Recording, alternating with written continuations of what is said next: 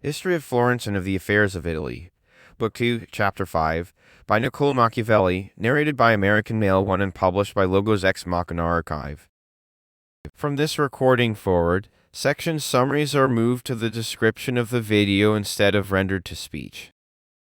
The legate being returned to Rome, and hearing of the new disturbance which had occurred, persuaded the Pope that if he wished to unite the Florentines, it would be necessary to have 12 of first citizens appear before him, and having thus removed the principal causes of disunion, he might easily put a stop to it. The pontiff took this advice, and the citizens, among whom was Corso Donati, obeyed the summons. These having left the city, the legate told the exiles that now, when the city was deprived of her leaders, was the time for them to return. They, therefore, having assembled, came to Florence, and entering by a part of the wall not yet completed, proceeded to the piazzas of St. Giovanni. It is worthy of remark that those who, a short time previously, when they came unarmed and begged to be restored to their country, had fought for their return, now, when they saw them in arms and resolved to enter by force, took arms to oppose them, so much more was the common good esteemed in private friendship, and being joined by the rest of the citizens, compelled them to return to the places whence they had come. They failed in their undertaking by having left part of their force at Lastra, and by not having waited the arrival of Tasso de Verdi, who had to come from Pistoia with 300 horse, for they thought celerity rather than numbers would give them the victory, and it often happens, in similar enterprises, that delay robs us of the occasion, and to great anxiety to be forward prevents us of the power, or makes us act before we are properly prepared. The banished having retired, Florence again returned to her old divisions, and in order to deprive the Cavalcanti of their authority, the people took from them the Stinch, a castle situated in the Val d'Agrive, and anciently belonging to the family. And as those who were taken in it were the first who were put into the new prisons, the latter were, and still continue, named after it, the Stinch. The leaders of the Republic also are established the companies of the people, and gave them the ensigns that were first used by the companies of the arts, the heads of which were called gonfaloniers of the companies and colleagues of the Signory, and ordered that when any disturbance arose they should assist the Signory with arms, and in peace with counsel. To the two ancient rectors they added an executor, or a sheriff, who, with the gonfaloniers, was to aid in repressing the insolence of the nobility. In the meantime the Pope died. Corso, with the other citizens, returned from Rome, and all would have been well if his restless mind had not occasioned new troubles. It was his common practice to be of a contrary opinion to the most powerful men in the city, and whatever he saw the people inclined to do, he exercised his utmost influence to effect, in order to attach them to himself, so that he was a leader in all differences, at the head of every new scheme, and whoever wished to obtain anything extraordinary had recourse to him. This conduct caused him to be hated by many of the highest distinction, and their hatred increased to such a degree that the nary faction to which he belonged became completely divided, for Corso, to attain his ends, had availed himself of private force and authority, and of the enemies of the state. But so great was the influence attached to his person, that everyone feared him. Nevertheless, in order to strip him of the popular favor, which by this means may easily be done, a report was set on foot that he intended to make himself prince of the city, and to the design his conduct gave great appearance of probability, for his way of living quite exceeded all civil bounds. And the opinion gained further strength, upon his taking to wife a daughter of Uguccione della Faggiuola, head of the Ghibelline and Bianchi faction, and one of the most powerful men in Tuscany.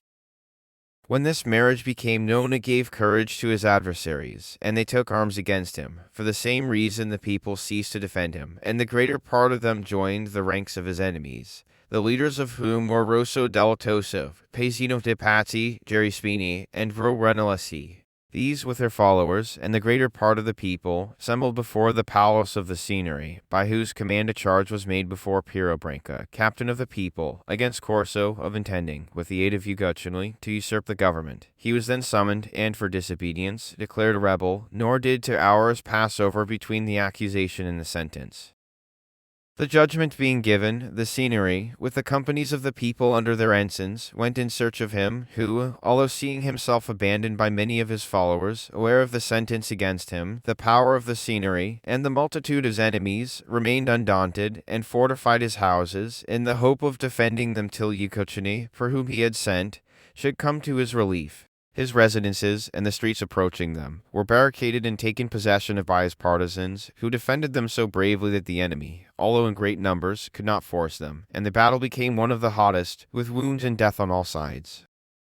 But the people, finding they could not drive them from their ground, took possession of the adjoining houses, and by unobserved passages obtained entry. Corso, thus finding himself surrounded by his foes, no longer attaining any hope of assistance from Uguccione, and without a chance of victory, thought only of effecting his personal safety, and with Garibaldini and some of his bravest and most trusted friends, fought a passage through the thickest of their enemies, and effected their escape from the city by the gate of the cross. They were, however, pursued by vast numbers, and Garida was slain upon the bridge of Africa by Boccacciucavicelli. Corso was overtaken and made prisoner by a party of cattle and horse in the service of the Signory at Rivezzaro. But when approaching Florence, that he might avoid being seen and torn to pieces by his victorious enemies, he allowed himself to fall from horseback, and being down, one of those who conducted him cut his throat. The body was found by the monks of San Salvi, and buried without any ceremony due to his rank. Such was the end of Corso, to whom his country and the Neri faction were indebted for much both of good and evil. And if he had possessed a cruel spirit, he would have left behind him a more happy memory. Nevertheless, he deserves to be enumerated among the most distinguished men our city has produced. True it is that his restless conduct made both his country and his party forgetful of their obligation to him. The same cause also produced his miserable end, and brought many troubles upon both his friends and his country. Uguccione, coming to the assistance of his relative, learned at Rimoli that Corso had been overcome by the people, and finding that he could not render him any assistance, in order to avoid bringing evil upon himself without occasion, he returned home. After the death of Corso, which occurred in the year 1308, the disturbances were appeased, and the people lived quietly till it was reported that the Emperor Henry was coming into Italy, and with him all the Florentine emigrants, to whom he had promised restoration to their country. The leaders of the government thought that in order to lessen the number of their enemies, it would be well to recall, of their own will, all who had been expelled, excepting such as the law had expressly forbidden to return. Of the number not admitted were the greater part of the Ghibellines, and some of those of the Bianchi faction, among whom were Dante Alighieri, the sons of Eri de' Cerci and of Gianna della Bella. Besides this, they sent for aid to Robert, king of Naples, and not being able to obtain it of him as friends, they gave their city to him for 5 years, that he might defend them as his own people. The emperor entered Italy by the way of Pisa, and proceeded by the marshes to Rome, where he was crowned in the year 1312. Then, having determined to subdue the Florentines, he approached their city by the way of Perugia and Arezzo, and halted with his army at the monastery of San Salvi, about a mile from Florence, where he remained 50 days without effecting anything. Despairing of success against Florence, he returned to Pisa, where he entered into an agreement with Frederick, king of Sicily, to undertake the conquest of Naples, and proceeded with his people accordingly. But while filled with the hope of victory, and carrying dismay into the heart of King Robert, having reached Buonconvento, he died. Shortly after this, Uguccione della Faggiuola, having by means of the Ghibelline party become lord of Pisa and of Lucca, caused, with the assistance of these cities, very serious annoyance to the neighboring places.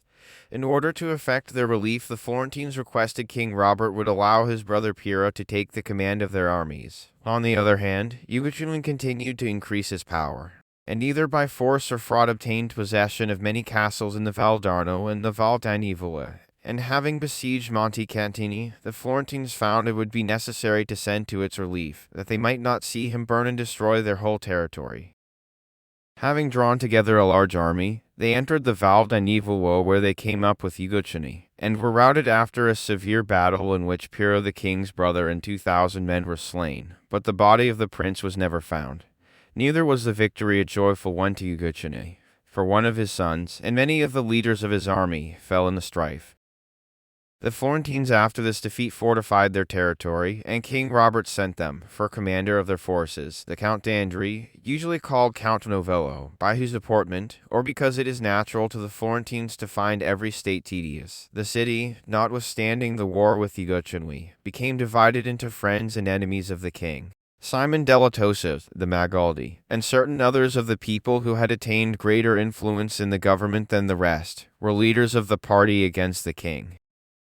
By these means messengers were sent to France and afterward into Germany to solicit leaders and forces that they might drive out the count, whom the king had appointed governor, but they failed of obtaining any. Nevertheless, they did not abandon their undertaking, but still desirous of one whom they might worship, after an unavailing search in France and Germany, they discovered him at Aguio, and having expelled the Count Novello, caused Lando da Gobbo to be brought into the city as bod sheriff, and gave him the most unlimited power of the citizens.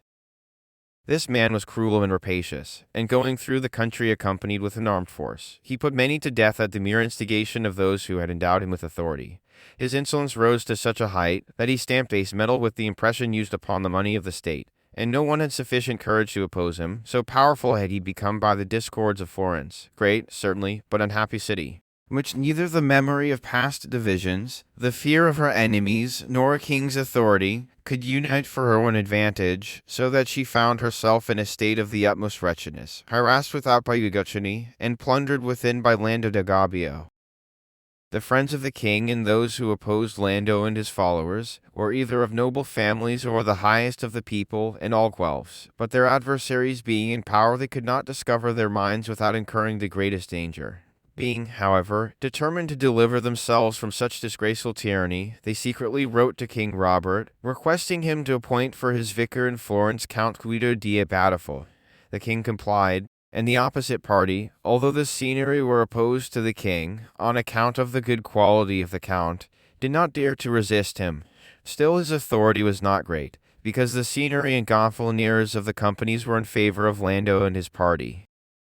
During these troubles, the daughter of King Albert of Bohemia passed through Florence in search of her husband, Charles, the son of King Robert, and was received with the greatest respect by the friends of the king, who complained to her of the unhappy state of the city, and of the tyranny of Lando and his partisans, so that through her influence and the exertions of the king's friends, the citizens were again united, and before her departure, Lando was stripped of all authority and sent back to Gobbo, laden with blood and plunder. In reforming the government, the sovereignty of the city was continued to the king for another 3 years, and as there were then in office 7 seniors of the party of Lando, 6 more appointed of the king's friends, and some magistracies were composed of 13 seniors, but not long afterward the number was reduced to 7 according to ancient custom.